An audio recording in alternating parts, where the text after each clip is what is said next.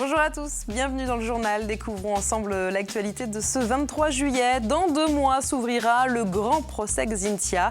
L'occasion pour nous de retrouver les pointus, ces propriétaires qui possèdent une maison sur la pointe de l'Aiguillon. Mais après la tempête de 2010, l'État leur a demandé de partir, mais eux veulent rester cet été. Ils profitent donc encore de leur résidence. Où peut-on se baigner en Vendée? Il existe évidemment beaucoup de points d'eau, mais finalement, peu sont officiellement agréés. Exemple avec les lacs sur le département, seuls 3 sites peuvent accueillir les nageurs. L'été, les déménagements augmentent, c'est une tradition, mais cette année, l'activité semble pourtant diminuer. Exemple à Fontenay-le-Comte dans ce journal.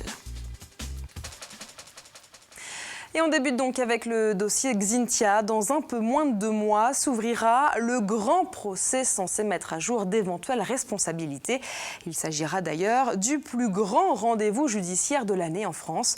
Alors rappelons que le drame avait provoqué la disparition de 29 personnes à la Faute-sur-Mer en 2010.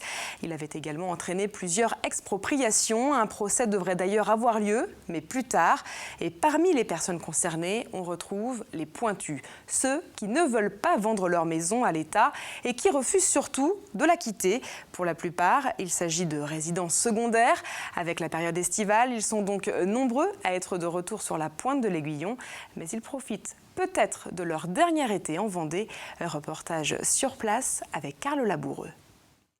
Des pancartes rappellent la menace qui pèse sur eux, mais les pointus ont tout de même retrouvé leur quartier d'été. Avec la saison estivale, ces propriétaires de maisons secondaires situées à la pointe de l'Aiguillon et sous le coup d'une expropriation se retrouvent pour quelques jours de vacances en famille. Des vacances un peu particulières puisque ce seront peut-être les dernières passées ici même. On vit dans la totale incertitude et dans une angoisse en fin de compte permanente de savoir si l'année prochaine on sera là ou pas par exemple. On a toujours l'épée de Damoclès au-dessus de la tête, mais on espère que la justice l'emportera et que voilà.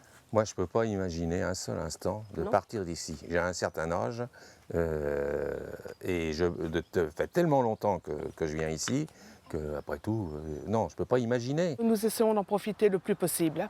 Donc nous verrons l'année prochaine où nous en serons. J'espère toujours être ici l'année prochaine. Car les membres de l'ARPA, l'amicale des résidents de la pointe de l'Aiguillon, ont encore l'espoir de faire annuler ces expropriations. Un recours a été déposé auprès du tribunal administratif de Nantes. L'ultime chance pour eux de conserver leur maison, bien souvent transmise de génération en génération. Ça nous a fait prendre conscience que pour rien au monde on voudrait perdre ce qu'on a ici. On avait l'habitude d'avoir ces biens de famille, donc on venait. Voilà, on venait, mais on ne se rendait pas compte de ce qu'on avait dans les mains.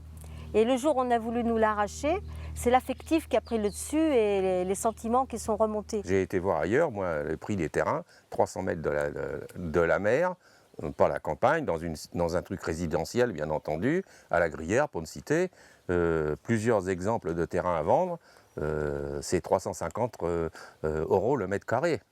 Nous, on nous en offre 3 €. Et encore, on ne le paye pas, puisqu'ils prennent, c'est la maison qui prime. On ne nous paye pas les terrains. Alors les pointus vont continuer à se battre pour garder leur maison et dans l'attente de l'audience au tribunal administratif, ils organisent un repas solidaire le 2 août et espèrent évidemment que ce ne sera pas le dernier.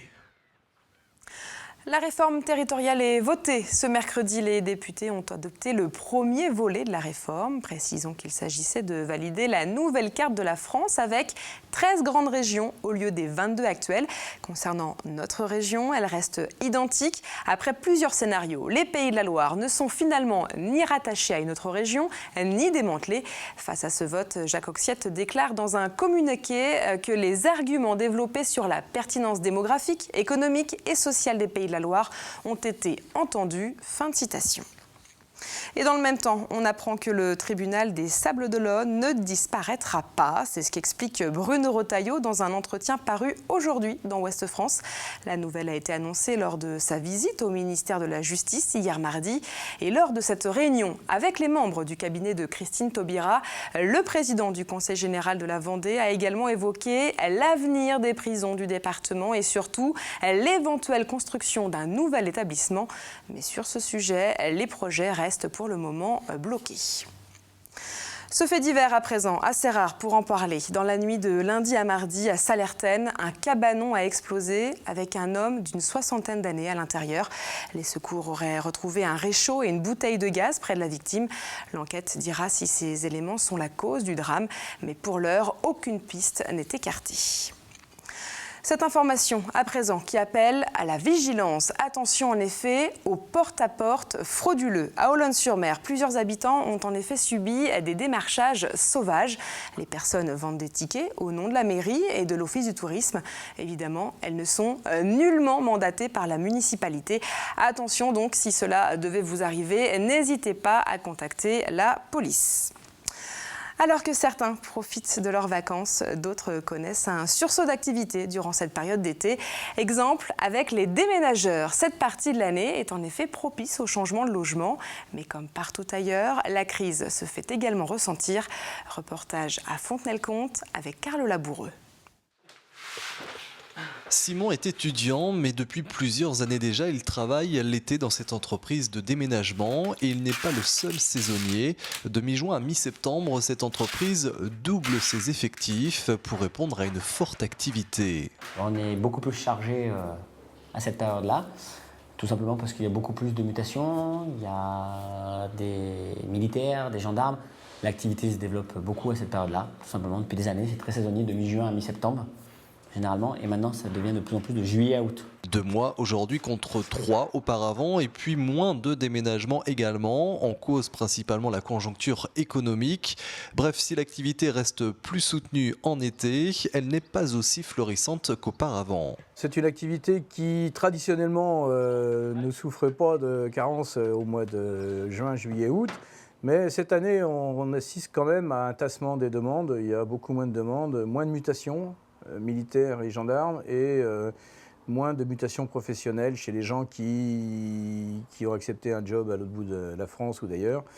Et l'autre partie du fonds de commerce étant assurée par forcément le marché de l'immobilier, et là, il n'y a pas de dessin, tout ça est bien à toune. Une conjoncture qui touche donc également le secteur du déménagement et semble-t-il pour la toute première fois, un secteur qui s'interroge et qui risque de passer à côté de sa haute saison.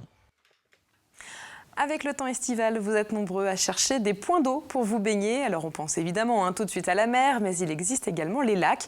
Mais quel que soit l'endroit, la baignade n'est pas toujours autorisée. La preuve, en Vendée, seuls 3 lacs peuvent officiellement accueillir des nageurs.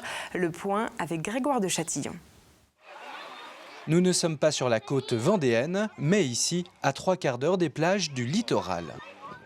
Le lac de Chassenon, à 10 minutes de Fontenay-le-Comte, est l'un des rares sites de baignade autorisés dans le département. L'eau elle est à assez bonne température et il y a un ponton pour qu'on puisse sauter. Il fait assez bon, l'eau elle est bonne et puis c'est un moyen pratique pour s'occuper pendant les vacances. Cette base de loisirs en eau douce est la seule à être labellisée pavillon bleu dans la région Pays de la Loire. Pour l'obtenir, le site doit alors répondre à plusieurs exigences. D'abord, une qualité de baignade irréprochable, un lieu maintenu propre et qui doit participer à l'éducation au développement durable. Le pavillon bleu est attribué pour un an, pour un été. Donc l'année prochaine, nous redéposerons un dossier avec de nouvelles analyses, les aménagements que nous avons faits pour le tri collectif, pour aussi... pour toutes les animations d'éducation à l'environnement et d'éducation au développement durable. Même si la surveillance de la baignade se rapproche de celle effectuée le long de nos côtes, naturellement ici, ce n'est pas tout à fait pareil. C'est sûr que c'est complètement différent par rapport aux côtes vendéennes. C'est beaucoup plus sécurisant et on n'a pas ce phénomène de marée et aussi de vagues comme sur la côte. Seulement 2 autres sites sont autorisés à la baignade dans les terres. L'étang de la Tricherie sur la commune de Ménard-la-Barrotière et le lac d'Apremont. Ce sont aussi des endroits équipés et surveillés qui, à la différence du premier, sont totalement gratuits. Que dire alors à ceux qui seraient tentés de se baigner au-delà des horaires d'ouverture? Les gens qui viennent se baigner aujourd'hui, puisqu'il n'y a pas de... la plage n'est pas surveillée, de toute façon, c'est sous la responsabilité des personnes. Le département de la Vendée possède de très nombreux cours d'eau, des canaux, des étangs, des lacs, des rivières et même des fleuves côtiers. Là aussi, il est de la responsabilité de chacun de faire très attention, car dans leur grande majorité, la baignade y est interdite. On ouvre notre chapitre sport et on débute avec ces images du meeting national d'athlétisme. Il se déroule ce mercredi soir à La Roche-sur-Yon, au stade Jules Ladoumègue. Et c'est une tradition, ce rendez-vous réunit les grands noms avec les sportifs de demain. La compétition a donc débuté avec les athlètes régionaux et s'est poursuivie avec notamment Ladji Doucouré, le spécialiste du 110 mètres haies. Précisons que ce rendez-vous vendéen est l'un des plus anciens dans le monde de l'athlétisme. Sur les routes à présent, on retrouve le Team Europcar dans le Tour de France. Mais avant de parler des performances de l'équipe vendéenne, un mot sur cette actualité. Kevin Reza aurait été victime de propos racistes de la part de Michael Albassini, le coureur de l'équipe australienne. Cela se serait déroulé lors de l'échappée de mardi.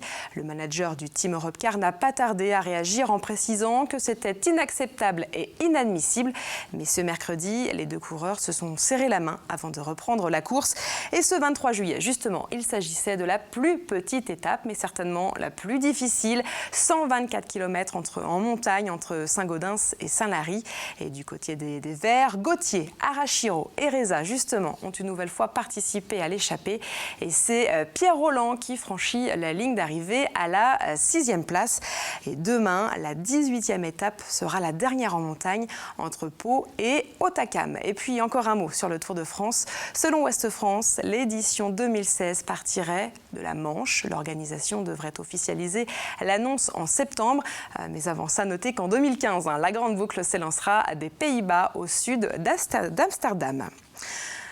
Si vous rêvez de voir des spectacles culturels gratuitement, l'information qui va suivre pourrait vous intéresser. Le théâtre Thalie de Montaigu recherche en effet des bénévoles pour la vérification des billets et le placement en salle. En contrepartie, vous pourrez donc assister à la soirée sans avoir à payer. Si l'un des deux postes vous intéresse, vous pouvez envoyer votre CV à l'adresse mail qui s'affiche. Et on termine avec ces quelques images d'autrefois Chaland. Comme chaque année, la ville remonte le temps jusqu'en 1910. Durant les 4 jeudis de l'été, le public peut alors découvrir toute une vie de l'époque. Alors vous l'aurez compris, demain, nous sommes le jeudi 24 juillet. Le spectacle sera donc une nouvelle fois au rendez-vous dans les rues de Chaland. Et si vous voulez profiter de l'événement, préférez peut-être le matin, car ce jeudi débutera sous un grand soleil. Mais au fil des heures, des orages sont susceptibles d'éclater. Ce risque est plus attendu dans les terres que sur la côte. Quant aux températures, elles frôleront les 30 degrés. Voilà donc pour les prévisions. Armelle Pavageau vous en dit plus dans quelques minutes avec la météo complète. C'est la fin de ce journal. Merci à vous de nous avoir suivis. À demain.